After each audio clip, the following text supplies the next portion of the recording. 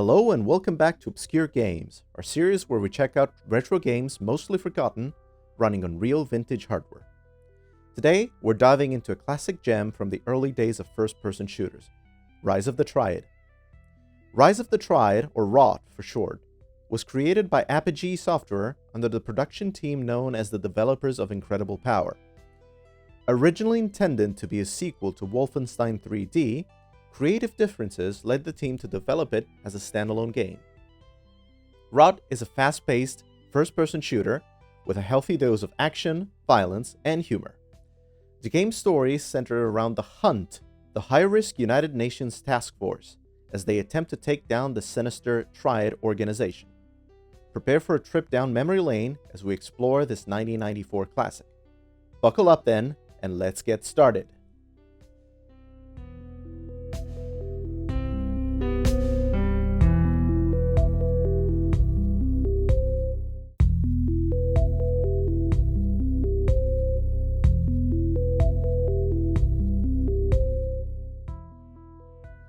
Installation is handled through the install executable on the CD.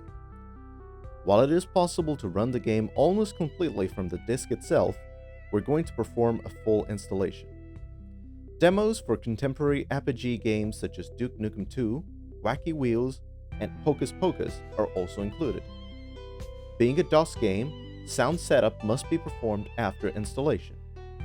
The system I'm currently using sports an ISA Sound Blaster 16, so that's what I selected.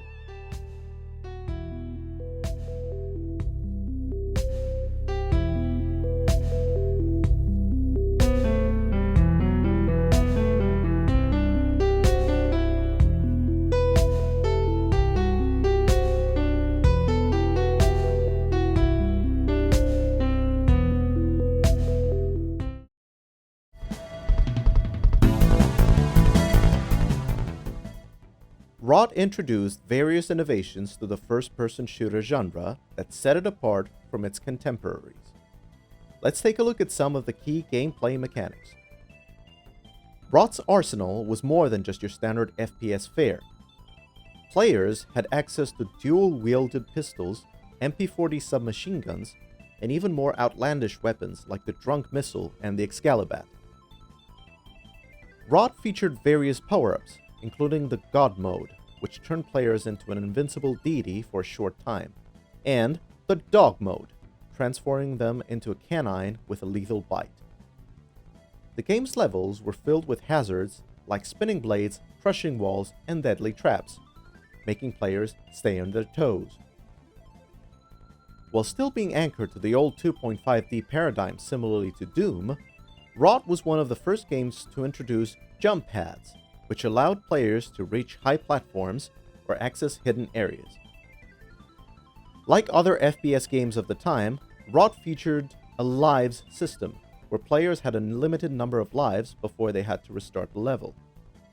ROT's level design was intricate, featuring labyrinthine corridors, secret rooms, and multiple paths to the end of a level. This encouraged exploration and replayability, as players could find new secrets or take different routes on subsequent playthroughs. The game's soundtrack, composed by Lee Jackson and Bobby Prince, was a standout feature. Its catchy, MIDI-based tunes ranged from adrenaline-pumping action themes to eerie atmospheric tracks that set the mood for each level. ROT also features multiplayer support, known as Combat. Players could compete against each other in a variety of modes, like Standard Deathmatch or Capture the Triad, ROT's take on Capture the Flag. The game also featured a robust modding community, with fans creating custom levels, graphics, and sound mods. This extended the game's life far beyond its initial release, and some of these mods are still available and fun today. Upon its release, Rise of the Triad received generally positive reviews, with critics praising its fast-paced gameplay, diverse weaponry, and level design. However, some critics found that the game's graphics felt dated compared to contemporaries like Doom and Duke Nukem 3D. Despite these criticisms, ROT managed to carve out a dedicated fanbase that persists to this day. ROT's legacy can be seen in its influence on subsequent first-person shooters.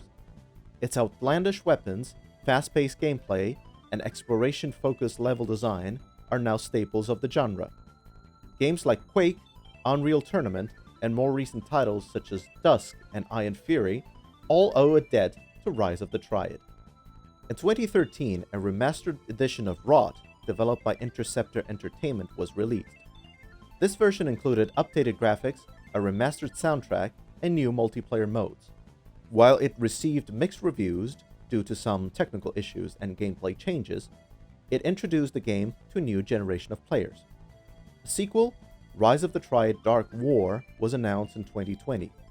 This new game, developed by Slipgate Ironworks, aims to bring back the classic Rot experience with updated graphics, gameplay, and expanded lore. Fans of the original game eagerly await its release. Now, I'd also like to share my personal experience with Rise of the Triad. I first played Rot on a friend's computer back in the 90s, and I was instantly hooked. The fast-paced gameplay, quirky humor, and variety of weapons kept me coming back for more. While the game does show its age, there's something timeless about its charm. I recently revisited Rot, and I found that it still holds up pretty well. Sure, the graphics are dated, but the gameplay remains as thrilling as ever. In conclusion, Rise of the Triad is a landmark game in the history of first-person shooters. Its unique features, diverse weaponry, and captivating level design make it a must-play for any fan of the genre. If you haven't experienced Rot yet, I highly recommend giving it a try.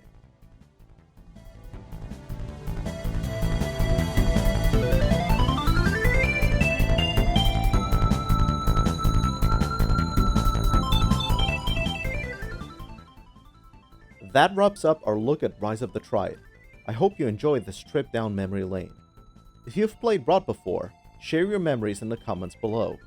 And if you're new to the game, let us know what you think after giving it a shot. Thanks for watching Retro Software Reviews. Don't forget to like, subscribe, and hit the notification bell to stay up to date with our latest videos. Until next time, happy gaming, and remember, keep it retro.